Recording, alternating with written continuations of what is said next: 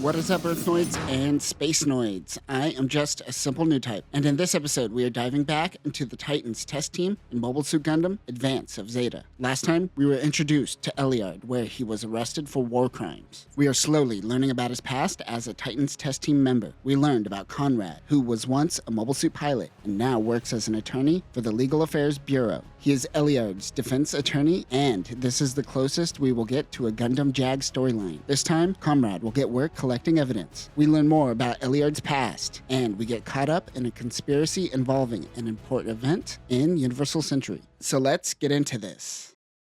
Elliard stands at attention in front of his superior officer. Conrad asks the guards to leave them. He knew that even though he said this, the Federation would still be looking through the one-way mirror. It was mainly to ease the mind of Elliard. He tells him to sit and to tell his story. During the One-Year War, he was a Gem Early-type pilot. Conrad could tell that he was one who looked back at war with a sense of honor and a hint of sadness. Okay, this is deja vu, right? We had this exact moment last episode. This is apparently supposed to be from Conrad's POV instead of Elliard's. But with the exception of, I guess, a little bit more empathy, nothing is different. The writer wrote the same scene twice. Thought I was having an aneurysm for a second. UC 0085. Elliard is telling the Zaku F. This is the unit that destroyed the Hazel's leg. Wes Murphy tells the team to move in. Carl covers from the rear. They pick up communication from the Zaku pilot saying that their unit is a disgrace. Of course, he is referring to the Bi-Zack. We have encountered at least one moment in the past where a Zeon remnant was appalled by the Federation using the Zaku design to create their own unit. It won't be the last. Elliard tries to distance himself from a Rick Dom. Carl's Gem Sniper 3 fires its long-range rifle and grazes the Dom. It turns around, now focusing on the sniper. It fires on Carl, but it isn't your typical 90mm machine gun rounds. These seem to be some sort of tracer rounds. This deactivates Carl's unit, but he is still alive.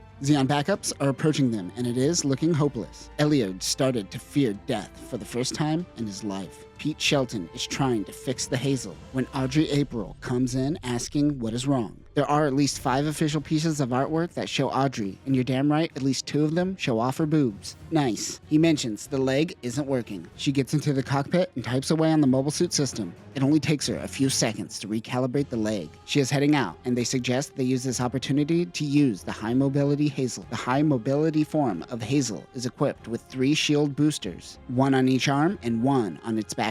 It has all the features of the full armor type, and this is considered its final form. It can achieve speed similar to a mobile armor. It has a design feature where they orientate the thrusters in a single direction, which will be used later in Mobile Suit Titan's development. The team is furiously fighting on the battlefield when Audrey rushes in to help. With her help on the battlefield, everything changed. They regroup around the Hazel and begin getting the upper hand. The enemy begins to retreat, and the team turns to the Aswan. UC 0088. Conrad is struggling to get answers out of Elliard as every question seems to bring the weight of guilt down on him. He was on an escort mission around Side 1. Captain Otto Peterson gave orders. Conrad tries to get Elliard to specifically repeat exactly what the captain briefed him on. They were given a data disk with coordinates, with the timestamp and instructions on when to leave the moon and head to Side 1. They were informed of anti-Federation movements linked to Neo-Zeon remnants. He, however, received no intel on the cargo they were carrying. If you haven't realized it yet, we are about to see the Colony 30 incident play out. The cargo is G3 gas. It seems the T3 team was left in the dark, or at least the others didn't seem like they were lying to him. He asks what he would have done if he knew what the cargo was. He looks down and pauses for quite a while. He then says he would have most likely still done it. It was his orders, and as a soldier, one must carry out their orders. This is no different than when Americans dropped a nuke on Japan. Is it Truman's fault or the pilots who dropped the bomb? A real leader would take responsibility for their subjects' actions, warts and all. But in the Titans case, that is Jamatov Hyman. If he survived, I couldn't see him bearing any responsibility for anything. However, in a modern geopolitical climate, there are thousands of people between the leaders and the bomb droppers helping make this decision. And in modern times, they all bear some responsibility, but will most likely be cowards and shift the blame to someone else. There, I said it. He asked if orders came directly from Bask. They didn't. He only ordered them to protect the rear fleet. Based on Captain Otto's commands, it didn't seem like he knew what Bask was up to either. It just appeared like a captain doing a favor for a commanding officer. Based on what he is hearing today,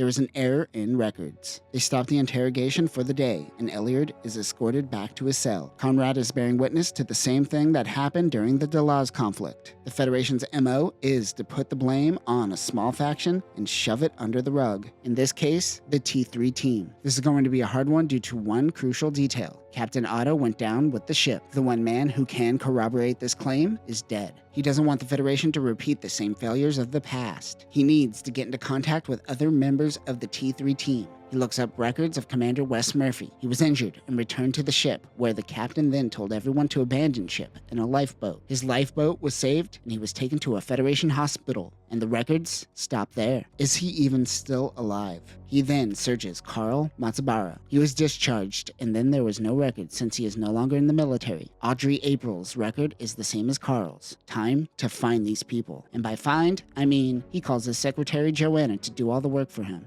Nice. No, he does some of the work. These searches came up empty as they couldn't find anything on the internet. He then decides to look up any potential teams that were arrested under unique circumstances around the same time as the T3 team. UC 0085. Carl Matsubara is piloting one of the new Hyzaks called the Bigwig. The YRMS 106BL85X Bi-Zack TR-2, informally known as the Bigwig, is built like a platform cannon in the vein of the Skewer or the Burst Liner. It uses the Hyzak pre-production type as the base unit. They use the Hyzak instead of the GEM due to its modularity. Its generator diverts a lot of power to its beam cannon, and it has verniers specifically for controlling the attitude. It gets grumpy, not that attitude. Besides its main beam cannon, it also has a Bi-Zack shield, which is slightly larger than the Hyzak shield, and also has its own attitude control verniers. It also has foot claws. I mean, this is just one designer really wanting Megatron in Gundam, right? Under certain situations, the cannons are too powerful, and they will function more like boosters than cannons. He is also highly susceptible to snipers. They have to hurry and begin their launch. While Carl gets a new unit after his last one went down, his team is still holding the rear.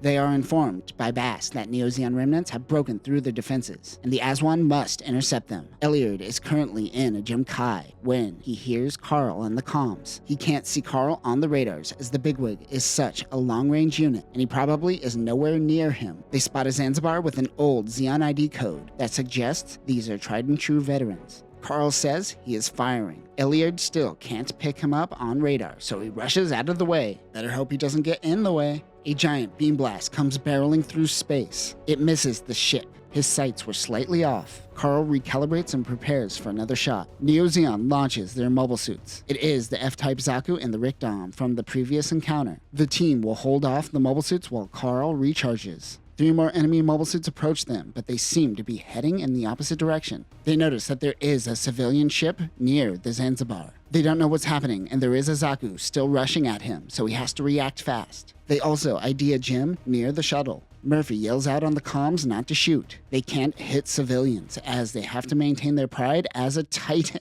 I can't say it. I can't. I guess they are test pilots, so they don't know that their Titan brethrens are fascists. They let the shuttle pass by, but suddenly it explodes. Carl says that he didn't fire and thinks it was a gem tailing the shuttle. Suddenly, Murphy's talk about pride is gone, as he is now silent on the comms. They all return to the ship. Elliard doesn't know what just happened. Back on the ship, Otto congratulates him and says that Bask is proud of their actions. Otto has the biggest smile on his face, but Elliard has no idea what the hell is going on. Elliard returns to his cell. He grew up in the colonies and joined the Federation Forces Military Academy. Once the Titans were formed, that extra 1-rank promotion for just being a Titan member was quite appealing to all the young officers, and he was no exception. He always thought that in order to be a Titan, you had to be born and raised on Earth. That isn't the case, as Elliard was accepted. He had heard rumors of the Titans simply being a private branch of the military, but ignored those ideas. He even saw Char's speech in Dakar, but brushed it off as the AUG taking advantage of a situation caused by Zeon remnants. But after this incident, and after meeting Comrade, perhaps it is time for Elliard to start fighting again instead of being resigned to solitary confinement. Neither Conrad nor Joanna can find any data on the T3 team. They just get redacted documents, or it has simply been deleted from the databases. He stumbles onto info regarding a Lieutenant Commander Pedro Mendoza. He is an old friend and in charge of personnel files at Dakar. He preps a charter plane for Africa. After being sent away many times, Mendoza realizes that it is his old friend Conrad. They seem to both be mobile suit pilots back during the 1-year war. He asks him about data regarding Carl, Wes, and Audrey. He tells him to look at the military files like he's some chump, but he can see right through him. All the files have to pass through Dakar, and thus pass through his hands. He refuses to tell Comrade anything. He is disappointed in his old friend, and he makes his leave. As he exits, Mendoza says that he hears rumors of some ex-military working as junkers for the Colony Public Corporation. He emphasizes that they are just rumors to wash his hands free of just giving out confidential information. Conrad says next time they meet, drinks are on him.